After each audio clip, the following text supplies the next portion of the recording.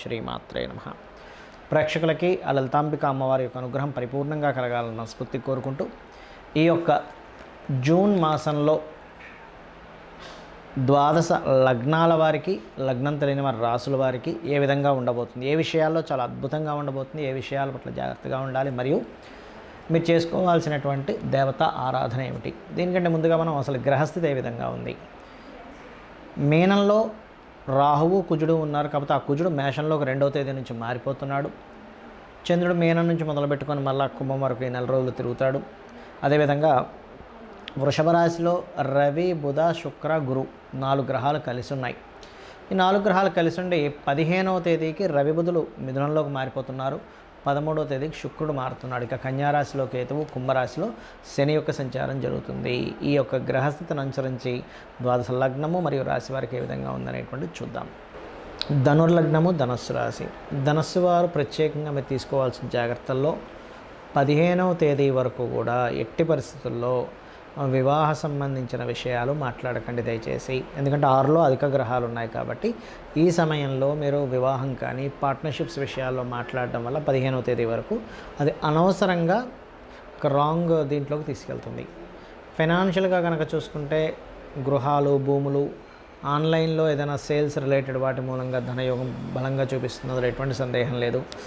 కాకపోతే కొంచెం ఇన్వెస్ట్మెంట్స్, ఇప్పుడు డబుల్ ట్రాన్సిట్ ఉంది కాబట్టి ఇన్వెస్ట్మెంట్స్ విషయంలో బాగుంటుంది, కానీ కొంచెం చూసుకొని ఇన్వెస్ట్మెంట్స్ చేయాల్సిన స్థితి అనేటువంటిది చూపిస్తుంది. బలంగా కనుక చూసుకున్నట్లయితే విదేశాలకు వెళ్ళి చదువు, ఏదైనా ఎడ్యుకేషన్ కంప్లీట్ చేద్దాం అనుకునేటువంటి వారికి చాలా అనుకూలంగా ఉన్నాయి గ్రహాలు.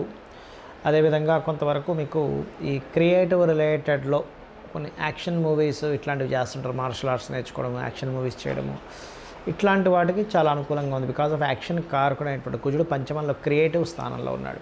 బట్ 15వ తేదీ తర్వాత ఎప్పుడైతే ఈ 3 గ్రహాలు ప్రధానంగా, అందులో భాగ్యాధిపతి అయిన రవి, సప్తమాధిపతి అయినటువంటి బుధుడు, అదేవిధంగా 6వ అధిపతి అయిన శుక్రుడు ఎప్పుడైతే ఏళ్ళలోకి వెళ్తాడో 15వ తేదీ తర్వాత మీరు చేసేటువంటి వివాహ ప్రయత్నాలు కానివ్వండి, పార్ట్నర్షిప్స్ రిలేటెడ్ సంబంధించిన విషయంలో కానివ్వండి, ఏదైనా ఒక సమాజంలో కొన్ని ఏవైనా మాట్లాడేటువంటి విషయాలు కానివ్వండి, ఇవన్నీ కూడా చాలా చక్కగా మీకు అనుకూలిస్తాయి.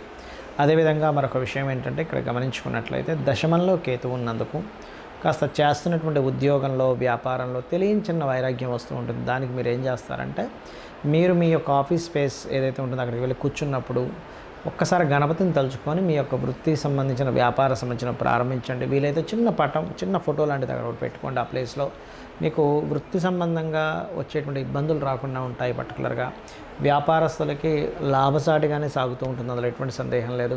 కొన్ని కొత్త వ్యాపార సంబంధించిన ఏమైనా ప్రయత్నం చేయడము, కాకపోతే మీరు చేసే వ్యాపారంలో క్రెడిట్స్ ఇవ్వడం, తీసుకునే విషయంలో కొంచెం జాగ్రత్తగా ఉండండి. బికాజ్ ఆఫ్ శుక్రుడు లాభాధిపతి, క్రెడిట్స్ కారకుడైన శుక్రుడు 6th లార్డ్ కంబస్ట్లో ఉంటున్నాడు కాబట్టి కొంచెం అస్తంగత్వ దోషాల్లో 6లో ఉండే గ్రహాలు కానీ, 6లో ఉండే గ్రహాలు రవి ద్వారా కంబస్ట్ అవ్వడం జరుగుతుంది. కాబట్టి ఈ యొక్క విషయాల పట్ల కాస్త జాగ్రత్తగా ఉంటూ, ముఖ్యంగా మీరు లక్ష్మీ నరసింహస్వామి యొక్క ఆరాధన ఎక్కువగా చేయండి.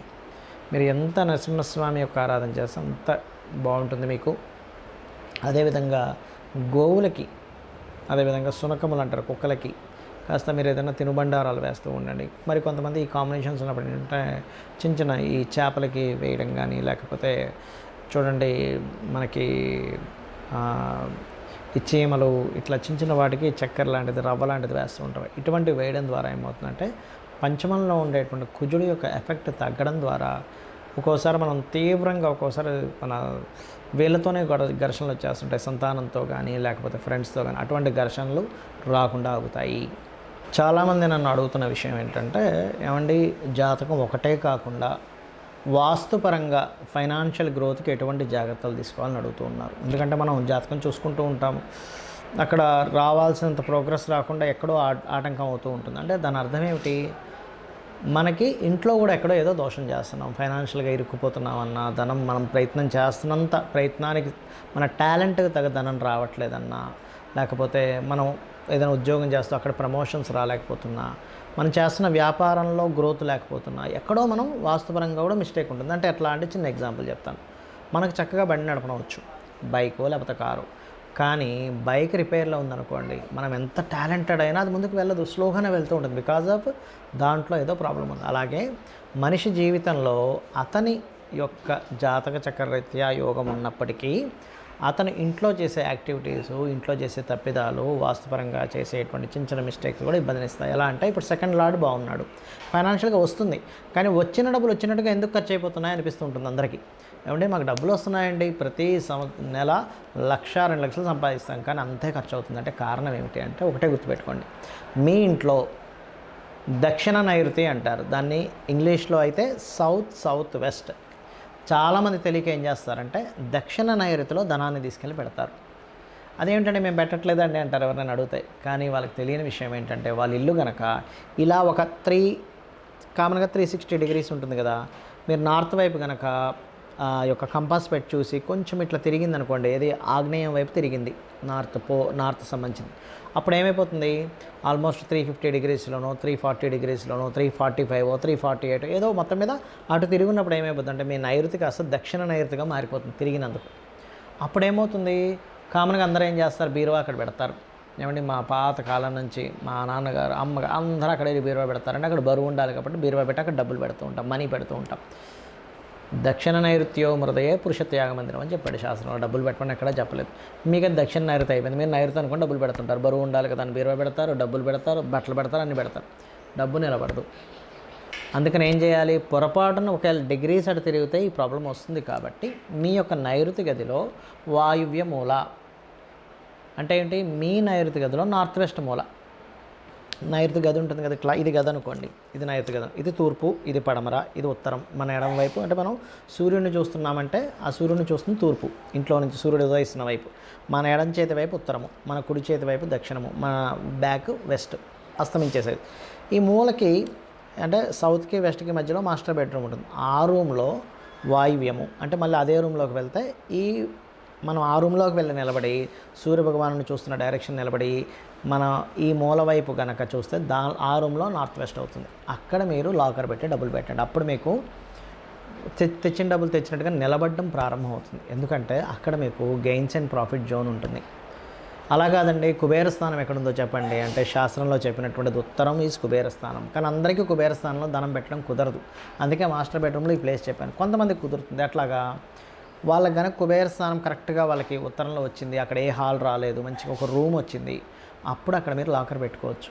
కుబేర స్థానంలో ధనస్థానం కాబట్టి ఈ జాగ్రత్త మెయిన్గా తీసుకోవాలి. ఇంకొక మిస్టేక్ కూడా జరుగుతూ ఉంటుంది డబ్బులు నిలబడకపోవడానికి కారణం ఏమిటంటే ఆగ్నేయ దిశలో వాటర్ ఎక్కువ పెట్టేస్తారు, ఓవర్గా వాటర్ పెట్టేస్తారు, వాటర్ ట్యాంక్ పెట్టేస్తారు. ఏమవుతుంది, అగ్ని భాగం కదండి, అగ్ని ధనాన్ని ఇస్తుంది అని చెప్తుంది శాస్త్రం.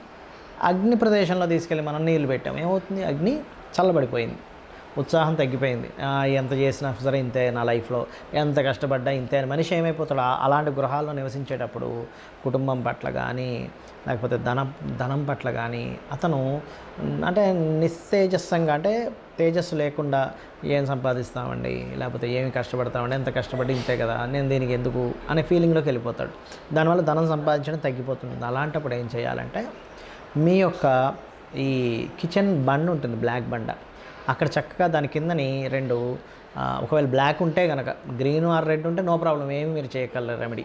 కానీ బ్లాక్ బండలే 90% ఆఫ్ పిల్లల్లో ఉంటాయి.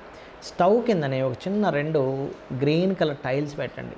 బికాజ్ ఆఫ్ వాటరీ ఎలిమెంట్ అంటారు బ్లాక్ కలర్ని, వాటరీ ఎలిమెంట్ అక్కడ వచ్చేసింది, దాని మీద మీరు స్టవ్ పెట్టారు.